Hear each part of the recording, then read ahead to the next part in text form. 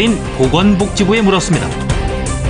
불법 의료 행위에 관해 사실 확인이 되면 강한 형사처벌을 부과한다는 답변. 하지만 정작 시술업자들의 얘기를 들어보면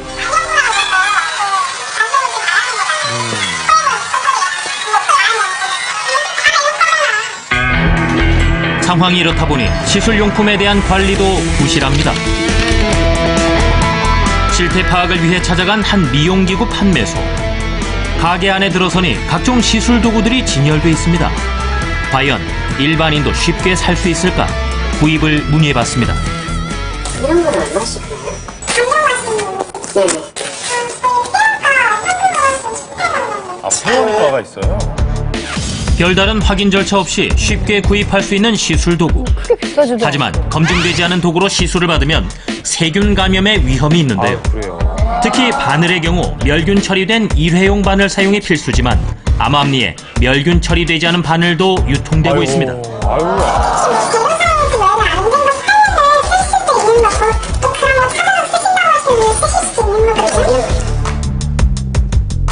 심지어 이미 사용된 중고 시술 도구들도 중고거래 사이트를 통해 팔리고 있었는데요.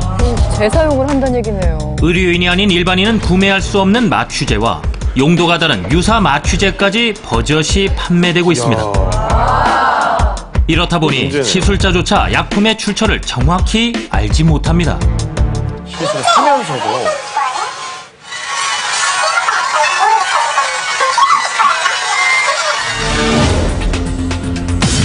소비자는 시술자도 제대로 알지 못하는 도구와 약품에 얼굴을 맡기지만 불법 시술로 인한 피해는 고스란히 소비자의 몫이 됩니다. 문제가 생기면 조직을 관통하는 데가 시술이기 없죠. 때문에 이제 그 감염의 위험성이고 철에 대한 알레르기가 있다 아니면은 뭐 그 응고를 좀 억제하는 약들 아스피린 같은 걸 먹고 있는 사람 이게 충분한 문진을 통해서 이런 사람들은 피하고 그런 게 전혀 이루어지지 않은 상태에서 시술하는 거기 때문에 위험하다고 생각이 됩니다.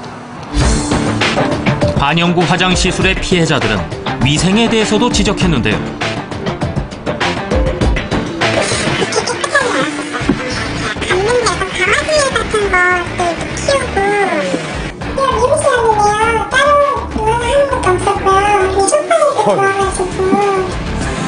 확인해 볼까요?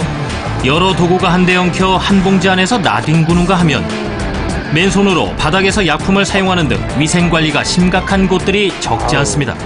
예민한 부위인데.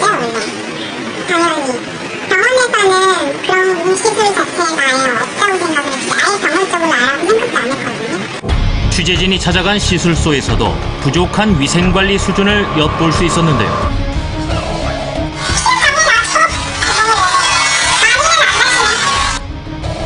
피가 난다는 말에 익숙하게 꺼낸 것은 바로 물티슈. 소독된 거즈는 찾아볼 수 없었습니다. 더욱 심각한 것은 이 한 장의 물티슈로 시술 도구와 상처난 얼굴을 닦아내며 시술을 계속했다는 겁니다. 안전불감증 그 자체입니다. 한 장의 물티슈 안에 염료와 피를 닦은 흔적이 그대로 남아있는데요. 비위생적인 환경에 그대로 노출된 채 시술받는 사람들. 대수롭지 않게 여겼다가 큰 부작용에 시달릴 수도 있습니다. 하지만 부작용이 발생한다고 해도 제대로 보상을 받긴 어려운데요. 그 자체가 불법이니까. 거기다가 그 시술하는 분한테 말씀드렸어요. 이상한 애기니까 이거 하니까 갑자기 사람마다 틀리라고 나오는 게 이런 경우도 있다. 이렇게 말씀하셔서 얼버무리더라고요. 괜찮다고 시간이 지나면 괜찮아진다고 계속 그러셔도 그저 괜찮아질 거라는 대답. 보상에 대해 나 몰라라 하는 경우가 부지기수입니다.